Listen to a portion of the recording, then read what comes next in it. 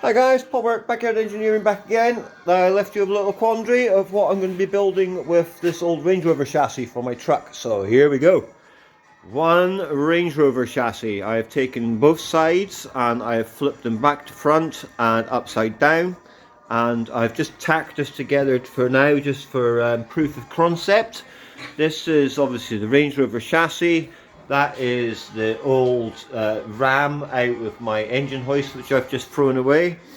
Then we have got the rear triangulation for the Range Rover rear axle. And then this blue bit here is the legs of my old engine hoist, which pick up to there at the time being. So that's going to be moved there. So, right. A-frame, you would never in a million years have a car up this high, but I've just jacked this up for proof of concept. I've got a piece of metal on the floor here somewhere, which I was not going to be using this, but this is basically what it would be. Basically, you would have your swivel bar there with the chains coming off.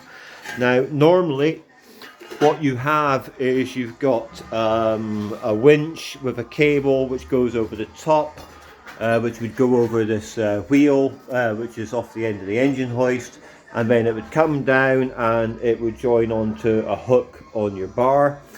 But me being me, I don't like being perfect, so that's way too high. But if I just let the pressure off, just to bring it down where I would say a front bumper is while towing. Down we go, down we go, down we go. Obviously it will go a lot quicker of that if I want to just lift the valve up a bit.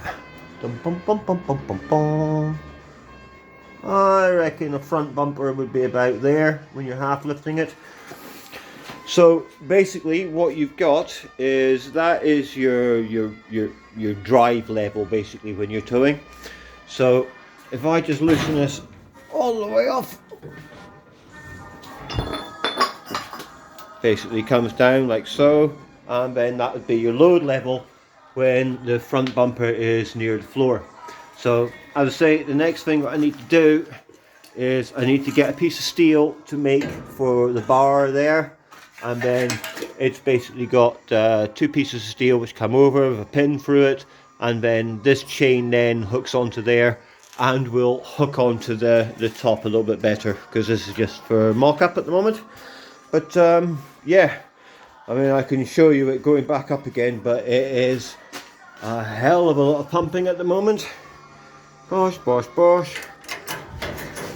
But yeah, that would just be it. Lifting the car off the ground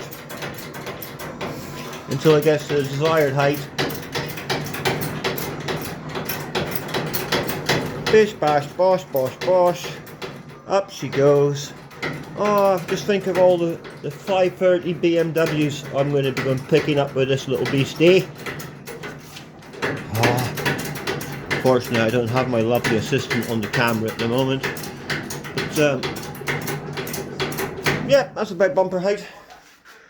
And the other beauty is once I've got that bar on there, I can in fact I'll pump it up a bit more just to show proof of concept.